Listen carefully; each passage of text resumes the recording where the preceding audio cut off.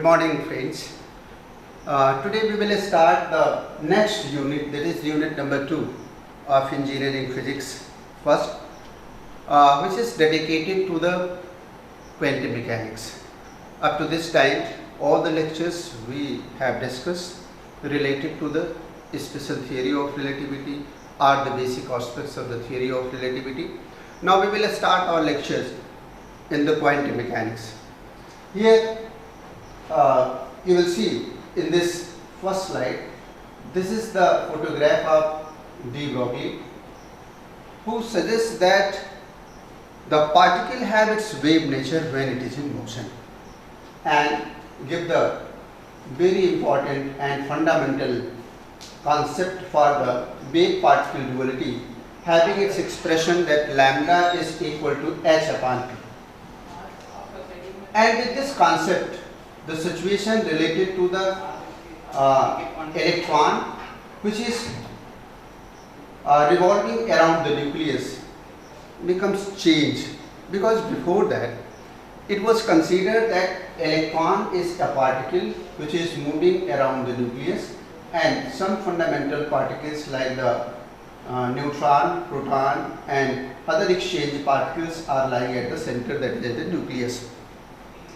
But after this particular concept, you will see that this particular orbit, which was more or less circular around the nucleus for the electron, that has been changed in terms of the wave, and repeatedly if it is moving around the nucleus, then some sort of these standing waves are formed. So later on we will discuss some more insight related to that, but here only I wish to remind you people that the great contribution for the wave particle duality was suggested by de Broglie first, and then after the mechanics of that, how the mathematics of the wave equations has been explored or has been applied to the different aspects where the wave nature of the particle was expected to be discussed. That was given by Schrodinger himself, and the great equation of the Schrodinger, which he has suggested for the wave related to the matter, that is the matter waves, for dealing the matter waves. This is this one, and hence the whole mechanics related, whole mechanics means the wave mechanics of the wave related to the matter, that has been dealt by this fundamental wave equation, and initial concept has been suggested by the de Broglie. Let us start from very beginning, from very basic related to the wave as well as a particle, how they are related to each other, from where the fundamental concept has been conceived by the scientists in order to apply it universally for all the particles of the universe. So let us see here what is the wave particle duality and Broglie matter waves. So in this you will see that two characters means that one is the particle nature and another is the wave nature.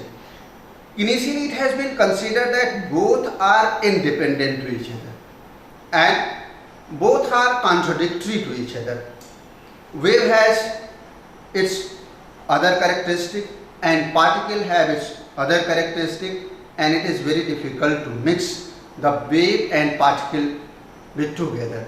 But here you will see that the wave nature and the particle nature has been combined with each other, and it gives the idea wave particle duality.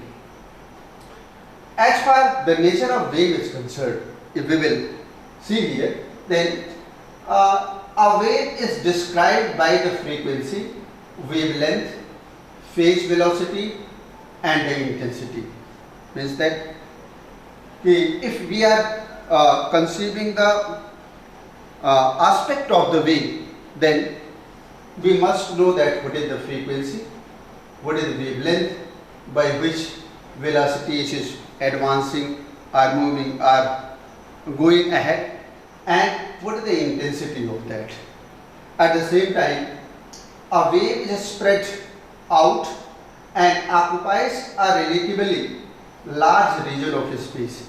Here one thing very important to remind the people that what is wave basically.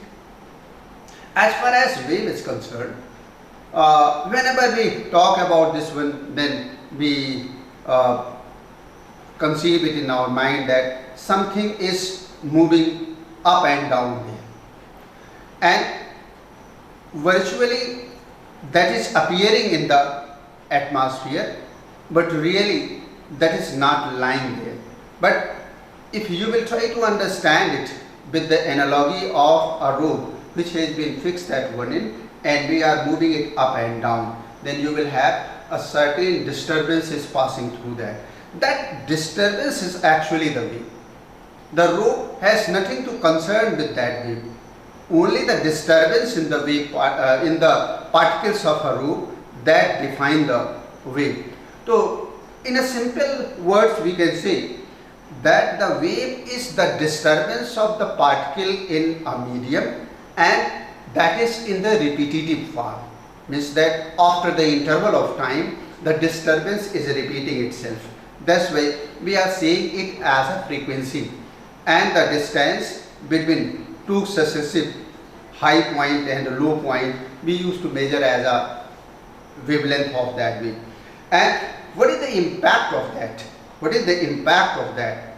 That is known as the intensity of a wave, as well as how, with what velocity that disturbance is proceeding or advancing in a medium, that is known as the phase velocity of that wave. So this is some sort of the basic aspect related to the wave. Here let us see that what is the thing, what is the basic aspect related to the particle. So for that particle, we will see here that a particle is specified by mass, velocity v, momentum p, and the energy E. Here you will see that whenever we are talking about the particle, then we must have idea of the energy of a body, energy of a particle, that we used to say as a mass of a body. And if that particle has been applied force, then that particle will start its journey. Means that it will be in motion, then you will have the velocity corresponding to the applied force on that particular particle. And if the mass and velocity both has been combined, then we will have the momentum of the particle. And as far as energy is concerned, if particle in motion or particle in a static condition, then accordingly there will be the kinetic energy and potential energy will be related to that particular particle. Here a particle occupies a definite position in space. This is the basic difference between the wave and particle. That the wave is what? Wave is the disturbance of a particle in a medium. That is not static at all. It is always in the state of motion. But here what we are seeing in case of particle, a particle occupies a definite position. Means that if we have a particular body, then that body have its definite position. Here if that has been placed on a particular point, then this is the position of that particle. And if that has been placed at a particular coordinate, then it will never change its position until and unless the external force will be applied to that. So it reveals the fact that definitely a particle has its definite position. Let us compare the situation related to the wave aspect and particle aspect with the light. What happened with the light? Because what I feel that this was the beginning point. This nature of the light was really the beginning point to conceive the fact that the particle have a dual nature. So let us analyze that what are the things which are related to the wave and how it provoked other scientists to think about the wave particle duality. What are the aspects which are hidden in the light? which may suggest that the idea of wave particle may be extended to all the material particle of this universe. Let us see here what I think. First important characteristic that has been started from the middle of the 17th century, that that interference, diffraction, these are the phenomena which are related to the light, and these phenomena has been proved by the experimental facts and evidences. We have so many examples corresponding to the diffraction as well as of interference, as the example of grating, as the example of soap bubble interference, thin film, and so many other examples are also related to the diffraction as well as interference, because this was the established fact. Started from the middle of the 17th century with the basic concept of the Newton, which has been suggested for the corpuscular theory for the light. Now let us see some more hidden aspects related to that.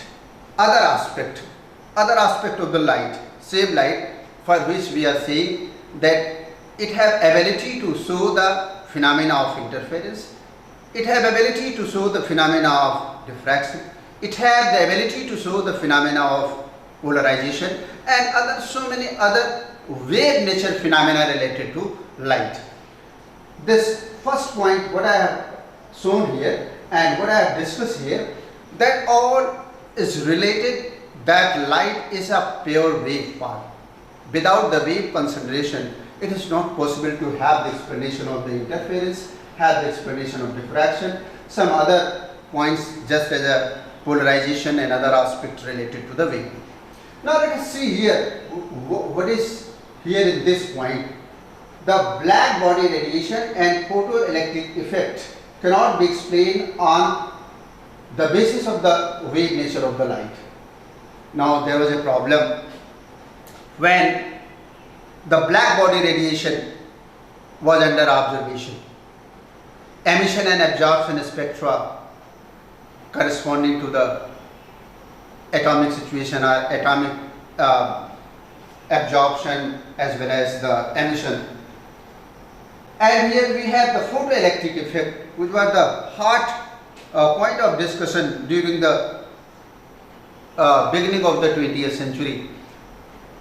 And when the people were trying to explain the black body radiation as well as the photoelectric effect, then up to that time, fact was that only the wave nature of light was established. Nobody was knowing that there will be another aspect of light will be there. But that was suggested by the Bohr in the start of very beginning of the 20th century, that there is a photon-like particle in a wave, in the light basically. Light. In the light there is the concept of photon that was suggested by Bohr in the start of very beginning of the 20th century.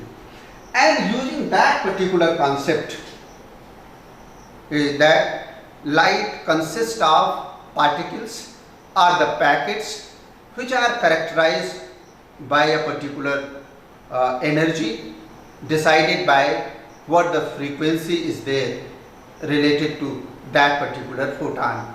And Bohr suggests that E is equal to h nu, and where E is the energy and nu is the frequency of that photon.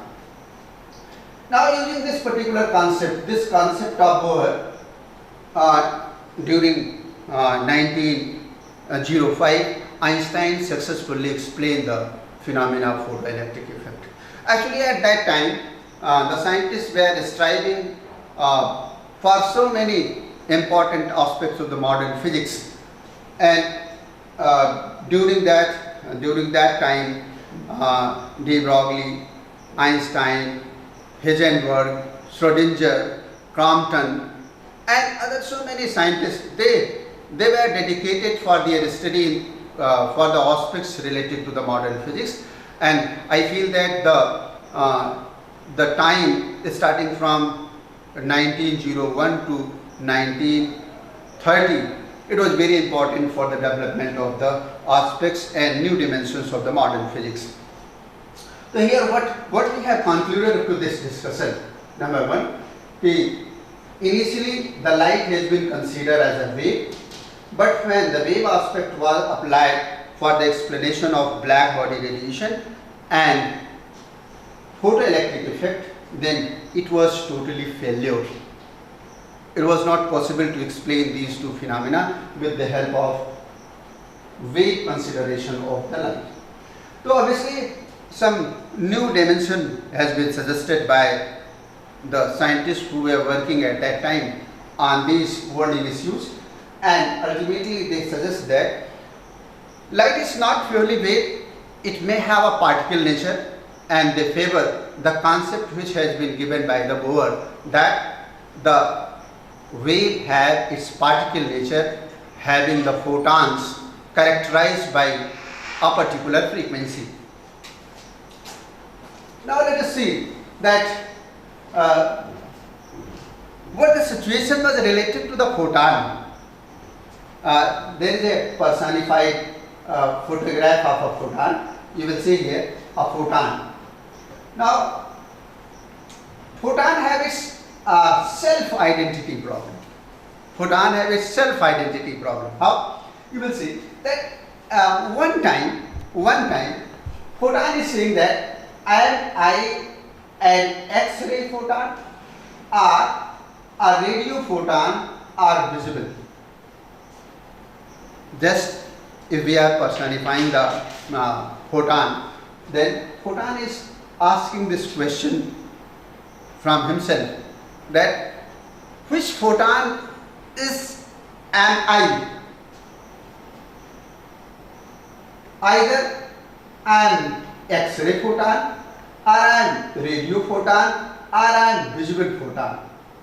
But the very soon, instantaneously, the photon itself consoled himself by saying this, oh hell, let us leave this thing.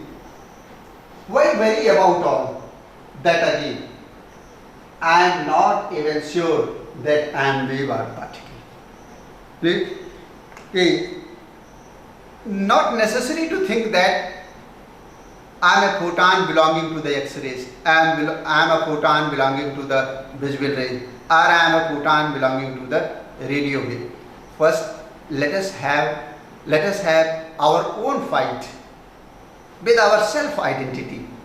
Either I am a wave or I am a particle, because the photon itself was in the state of confusion that if we are writing here nu, then it reveals the fact that the photon is a wave, because it is having the frequency with. And if we are saying it as just as a box, just as a packet, then it reveals that I am a particle. Then there is a confusion that either photon is wave or it is a particle. Now let us have some more aspect, more detail about the wave and particle, and then after I will try to relate that how the wave and particle are interlinked with each other when particle is in a motion, and we have established fact and concept related to the matter wave. Let us have the concept of particle. So obviously already we have discussed that if we are talking about the particle, then definitely it must have mass. Number two, a particle can move from one place to another with a certain velocity. That's why velocity aspect is also related to the particle. Next point, if a particle is there, then definitely it will be at a definite position if the external force has not been applied on that. Momentum, if particle have its inertia as well as state of motion also, then it will have momentum related to that, and a particle having the mass and velocity possesses the momentum during its motion. Energy, a particle have energy in different form in different situations such as potential energy, kinetic energy, rest mass energy related to that particle. Now let us have the counterpart of the same. Means that if we are talking about the wave nature of a particular situation where we are considering that there is a wave, then what the concept of wave is there? Lack of position. This is 100% contradictory to the particleness. Means where we were saying that definite position of a particle is there, but here we are saying that lack of position. A wave is always realized as a disturbance. It is spread out over a relatively large region of a space. It cannot be located at some definite place or point. Means we cannot consider that this is the definite position of a wave, because the wave can be considered only it is in dynamic state. Dynamic state means when the disturbance is proceeding and disturbance is moving ahead, then we are calling it just as a wave, subject to the condition that there should be the repetitive aspect of the disturbance. Next point, mass. What about the mass of a wave? If anybody is saying that the mass of a wave, then we must have the smile on our faces. Why? We cannot consider, we cannot realize, we cannot think about the mass of a disturbance, mass of a wave. That's why it is written that it is very difficult to think about the mass being associated with a wave. Frequency and wavelength. A wave are the disturbance which advances in a medium has a certain frequency and wavelength. Phase of wave velocity. Phase gives the idea about the instantaneous position and direction of a wave. Instantaneous. If we are talking about the disturbance and we wish to track the disturbance, then what will be the instantaneous position of the disturbance? That gives the idea about the phase of that wave velocity. So let us have the amplitude. The amplitude of a wave gives the idea of intensity of disturbance in the medium. As you people have read that if we are talking about this wave, then one wave may have this and one wave may have in this way. Obviously this have this amplitude and this have this amplitude. Then which one have the more amplitude? That have more intensity. So after discussing this concept of particle as well as of wave, we are very much clear up to this point that these two are almost contradictory to each other. Waveness and particleness both are contradictory to each other up to the discussion what we have made up to this level. Let us have some more aspect related to this wave particle duality or waveness and particleness of a same thing. In the year of 1924, Louis de Broglie made a bold suggestion. What the suggestion was? The suggestion: if radiation, which is basically a wave, can exhibit particle nature under certain circumstances, and since the nature loves symmetry, then entities which exhibit the particle nature ordinarily should also exhibit a wave nature under suitable circumstances. This was the bold statement which was given by de Broglie. What was that? In the start of very beginning of this lecture, I suggest to people that the main source of inspiration for wave particle duality was the light. Why? Because in the light case, initially it was considered that it have a wave nature, but the certain phenomena like the black body radiation as well as the photoelectric effect and some Compton effect and other phenomena, which was beyond the scope of the wave nature of light. because that was not explained on the basis of the wave consideration of the light. That's why the particle nature of the wave has been considered. But de Broglie suggested nothing new, but he has extended his idea of duality conceived for the light, and he has extended this for all the material particles. And what the logic he has given, that if the light have its ability to exhibit itself in form of a wave as well as of a particle, then since nature loves symmetry, that's why all the particles of this nature may exhibit the property of particle as well as of wave, provided that the suitable conditions should be. So that important and very bold decision and statement was the basic building block for the consideration of the wave particle duality and for the further discussion of the matter wave. Here you will see that what was the reasoning, what was the fundamental logic which has been given by the de Broglie.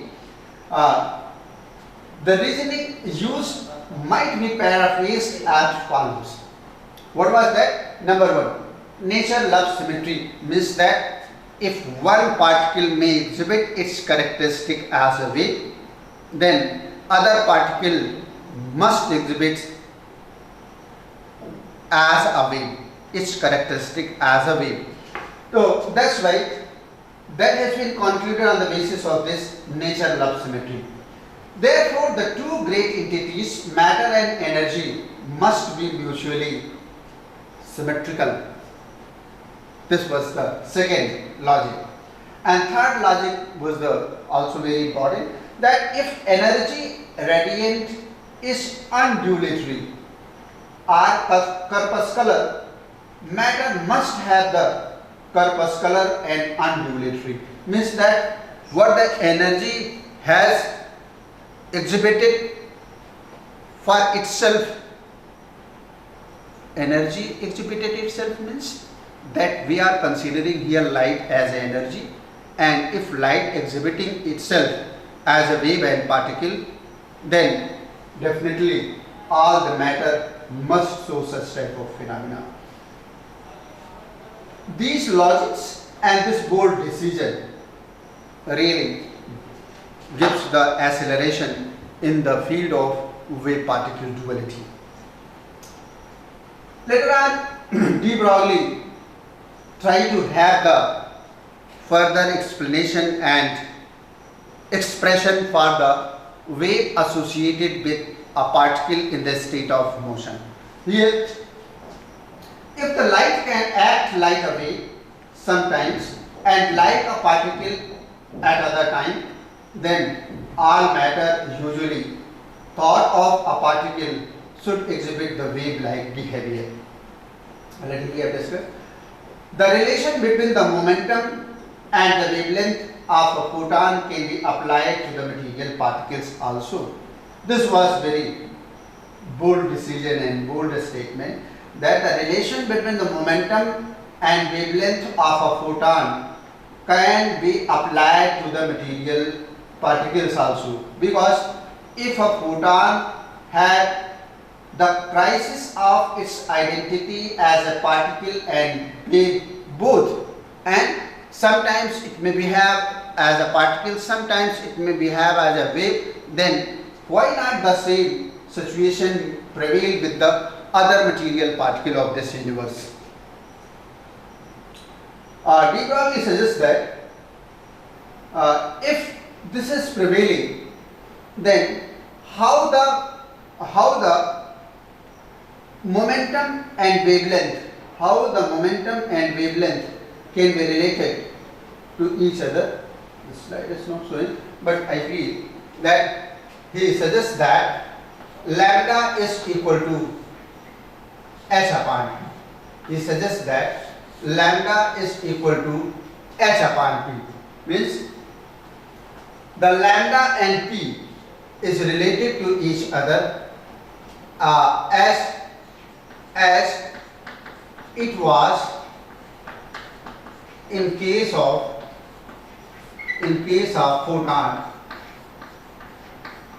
photon means that here we must have lambda is equal to h upon p.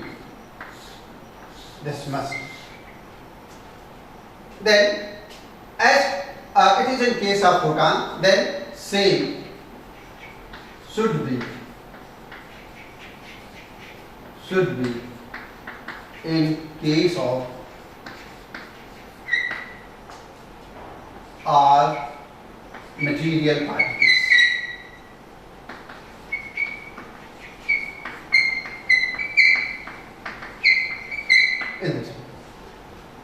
And you will see here, they relates the particle like property P to the wave like property that is lambda.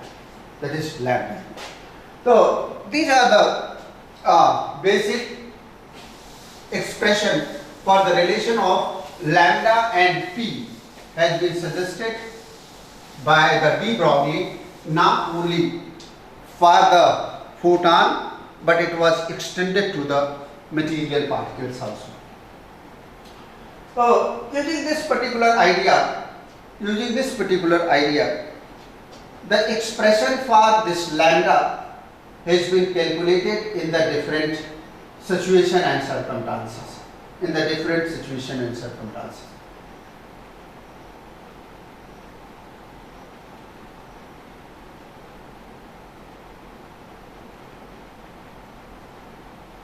So here we have the wave associated with the material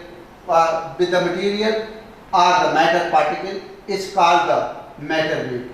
The wavelength associated with this material particle can be considered or is known as the de Broglie wavelength.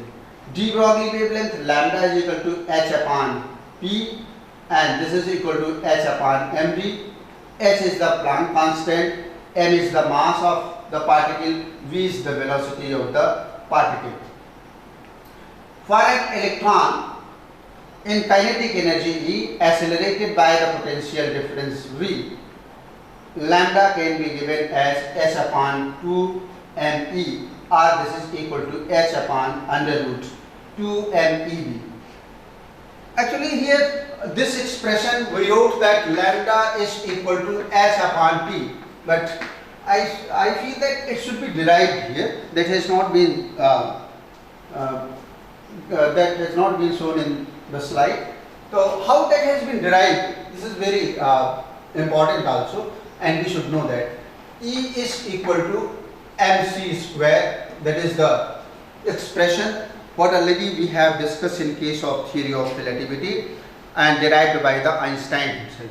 So we have E is equal to mc, and in case of photon we have E is equal to h nu also. Now you can see here that this is the energy related to a same particle. Here you are saying that this is the particle M, but we know that the rest mass of a photon is 0. That's why here we are not taking the rest mass, we are taking the varying mass of a particle. Particle means that we are writing this expression for the photon, not for the material particles. But later on I can extend this for all the material particle of this universe. So we will equate these two equations because these two are the expression of energy of the same photon. So we will write it as h nu is equal to mc square, and since the photon have its velocity equal to the velocity of light. Why? Because the photon is the characteristic of the light and it retains its position with the light beam. So that's why we will write here this V means C is equal to nu lambda, where nu is the frequency and the lambda of a wave associated with the motion of photon particle.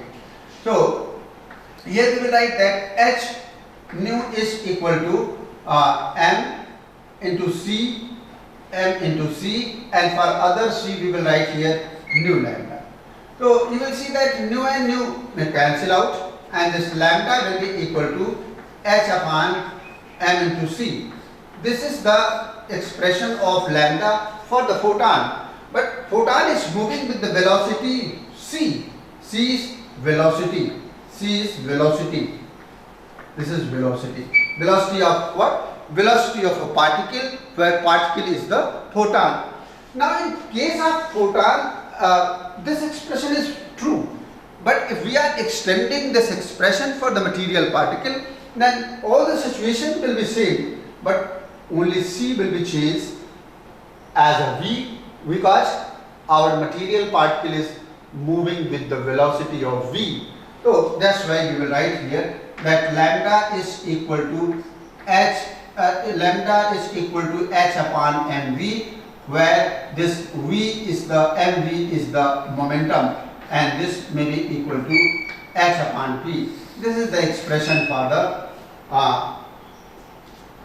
wavelength associated with the material particle when it is in motion.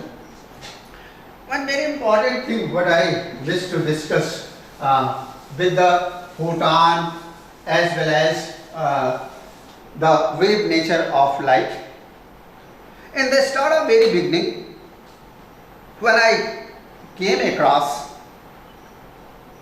for conceiving the wave nature and particle nature of the light itself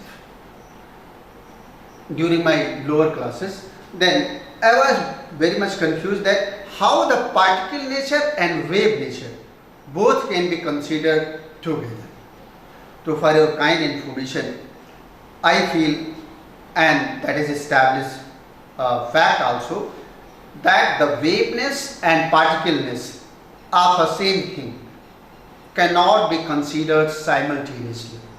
Means that if you are considering that the light had its wave nature, in order to explain the phenomena like the interference, diffraction and polarization, then you have no business to consider its particle nature. You have to forget it 100%.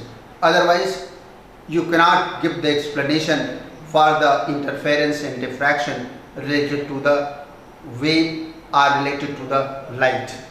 But at the time when you are considering it as a particle, in order to have the explanation of the photoelectric effect and black body radiation, at that time no business to consider it as a wave. Means that the wave and particle nature both cannot be considered simultaneously, and both are, instead of being contradictory as we have discussed, by taking the concept of the wave and particle, these two may be considered as complementary to each other, because when we are considering these two nature of a same thing, then it becomes possible to give the explanation of all the phenomena caused by light itself. So I was trying to consider both the aspect of light together. So I was writing a text at that time, and I wrote this fact and this statement in my text also, in my book also. If we are taking a very interesting example. What is that example? We have a horse and we have a horse rider. Horse rider is at the back of a horse and provoking the horse to have its destination at some position. Then what the situation is there? The horse rider will reach to that place where horse will go. But horse will go to that position. How the horse rider will control to that horse. Same situation is prevailing in case of photon and wave of a light nature. In case of light, light itself is characterized by the photon, but the photons are controlled by the wave of the particle, wave of the light itself. Means that both are interlinked with each other, both are complementary to each other in order to give the explanation of all the phenomena caused by light. Here we are taking some expression corresponding to the lambda. For example, we have the energy E, that is the kinetic energy we are taking. For example, here we are taking this Ek, then this is equal to half mv square, and if we are writing here 2m Ek, and this is equal to m square v square, this is equal to p square, then obviously we know that p is equal to under root 2 m Ek, this one.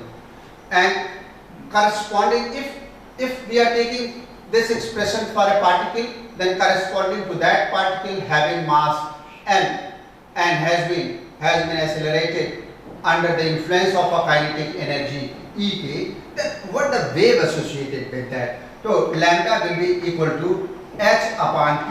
H upon p means that is equal to h upon under root 2m into Ek. So this will be the expression for the lambda of a particle which has been accelerated under the influence of a kinetic energy Ek having its mass m. Here we have this expression. Here you will see that that some other expression. How this expression came here? Let us see it again. If we are writing the expression that lambda is equal to h upon under root 2m into Ek. Ek means if a particle has been accelerated or has been energized under influence of electrical energy. Electrical energy means under influence of potential difference. For example, we have V potential difference and E charge corresponding to that. Then the kinetic energy Ek will be given as E into V. Or if we are taking Q, then QV will be there. So instead of this Ek, we can write this value, and this lambda will be equal to h upon under root 2m into E into V. This will be the expression for the lambda associated with the particle which has been accelerated under the potential difference of V having the charge E.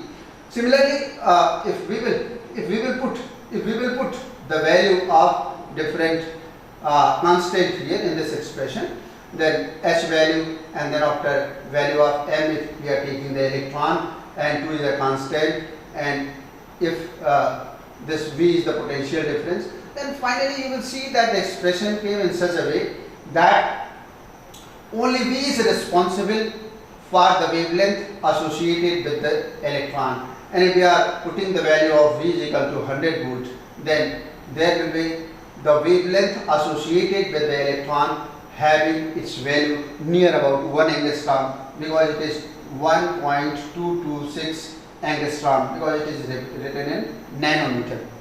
Similarly, if our particle has been accelerated by the thermal energy, in the case of thermal energy, the kinetic energy, this kinetic energy Ek will be given as 3 by 2 kT, where K is the Boltzmann constant and T is the absolute temperature. If you will put this value here in place of Ek, then this lambda is equal to h upon under root 2 m 3 by 2 multiplied by K into T, and finally it will be equal to h upon under root 3 m k T. This will be the expression for the lambda what we are writing here. This is the expression of this. So there are different expression of lambda according to the situation and circumstances, how we are accelerating the particle there. Here we have the same expression what we have written, that E is equal to h nu for a photon, and in other words we can say that this nu, that is the frequency, can be given in terms of E and h of the band. De Broglie postulated that the particles satisfy the Einstein's relation. So More or less what the basic and fundamental concept was suggested by the de Broglie, that was under consideration, but still there was the need of experimental verification, which we will see in other lectures also. Let us see some more aspect related to de Broglie hypothesis. According to this theory, light may be considered as a stream of photon, that is the particle, having the mass h nu upon c square, energy h nu, velocity c, and momentum h nu upon c. Means that if we are considering the light in view of its particle nature, then these are the parameters related to the particle which we are which we are calling as a photon in case of light. However, this theory could not explain the phenomena like the interference, diffraction and polarization, and it indicates that the various phenomena of light can be made only on the basis of the dual nature of the light, that is the radiation. Thus, light has dual nature, that is, it possesses both particle and wave nature. It is important to remember that wave and particle nature can never appear together. What I have already discussed, that these are two aspects of the same thing, provided that both are not occurring at the same time. Extending the idea of wave particle duality of radiation of light, Louis de Broglie in 1924 suggested that this duality is true not only for the radiation, but it is also true for all the moving particles of this universe. And it means that like radiation, matter also have the particle duality. The wavelength of the matter wave can be given by the expression already we have derived and discussed here, that lambda is equal to h upon mb or h upon t. A light wave of particle frequency nu is associated with a photon of energy E by applying the Planck relation. We have E is equal to h nu, and using the Einstein theory of relativity, we have E is equal to mc square. And if the photon attains the mass m during its motion with the velocity c, attains the motion m means what? Means that rest mass of the photon is 0. It have its mass only during its motion, and in that situation its value of energy will be equal to mc square. And since these two expressions of energy is for the same thing, that is for the photon only, that's why we can equate these two, and hence h nu can be equated to the mc square. And finally, equating these two, we will have the final expression for the lambda already I have derived here. Let us take some example. When de Broglie suggested this idea of wave particle duality, means that if any particle is in motion, then a wave associated with that particle, then first important fact which has been discovered in case of electron basically, and it has been proved that if electron is in motion, then wave is associated with that particle. But before that, when I was writing my own text in this context, then I thought that Earth is also moving with a good velocity, that is 3 into 10 raised to power 4 meter per second. Why there should not be a wave associated with that? So I calculate the wavelength associated with the motion of Earth itself by taking the mass of the Earth and its velocity. We are knowing that 3 into 10 raised to power 4 meter per second. And finally we got its value, that was of the order of 10 to the power minus 66 meter. So that is beyond to scope of realization by any sensitive instrument which we are using in our research and development.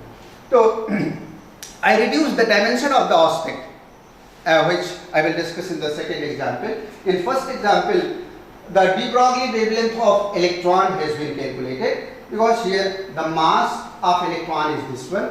Speed, we have taken that electron is moving 10 to the power 6 meter per second. Then by putting the value of all the constants, you will see that lambda is equal to 7.28 into 10 raised to power minus 10 meter. What it suggests that really the wave associated with the motion of electron, that is of the order of 7 angstrom. This wavelength is in the region of X-rays. Yani X-ray photon are not only the photon, but they may termed as a wave also, having their wavelength of the order of 7 angstrom. Similarly, let us take the example what I was telling just when I reduce the dimension of the particle, means earth. In first example I have taken the earth, in second example I have taken a ball, and that ball have a particular dimension.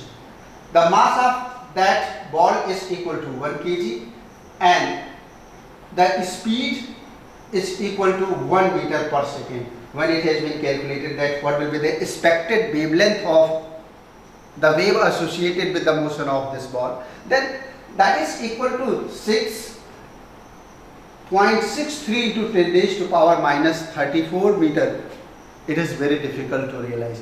That's why even if balls are moving with a tremendous velocity, when the players are playing in the field for the cricket game, then even we cannot realize the wave associated with the ball there.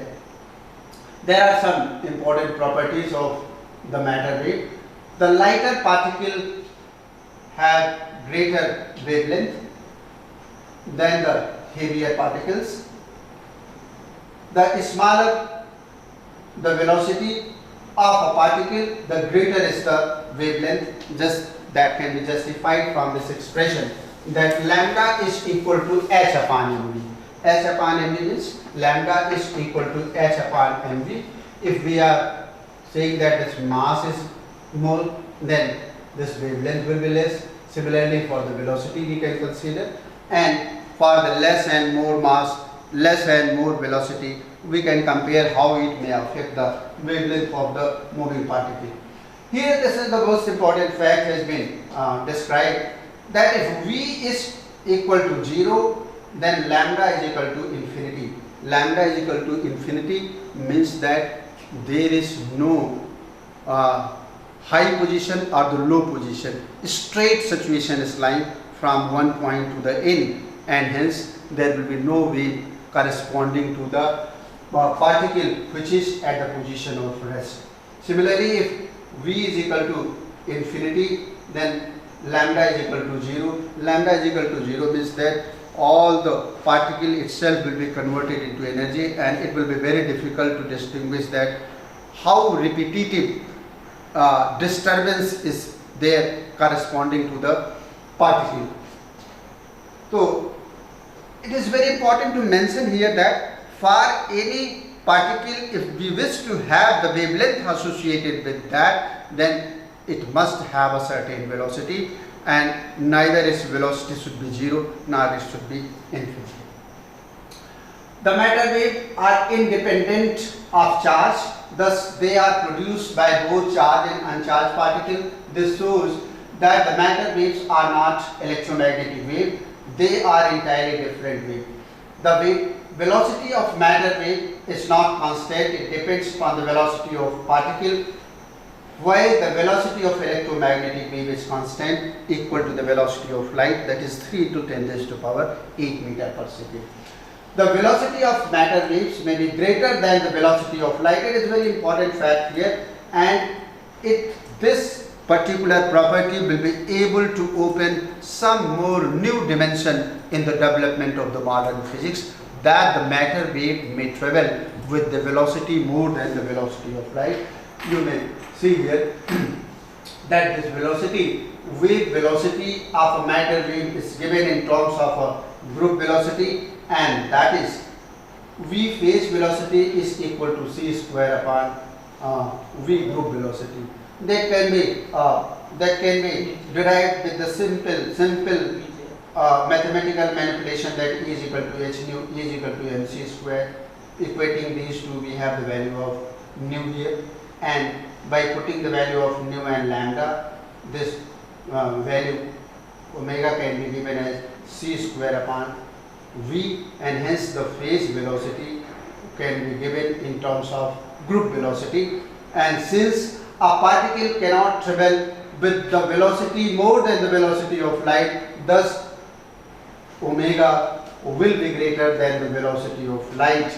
The satisfactory explanation of such unexpected result can be explained with the help of wave velocity and group velocity that I will cover in the further lectures. Here it is very important to mention that this omega is equal to c square upon v. This is related to the particle. This cannot be greater than c. Right? Particle velocity will never be more than c. That's why this numerator will be more than c, and hence we can say that the phase velocity will be more than the velocity of light. That's why we can conclude that the matter wave may travel with the velocity more than the velocity of light. So where we have the group velocity is equal to the particle velocity. Since the particle cannot travel with the velocity more than the velocity of light, the velocity of the matter wave will be greater than the velocity c.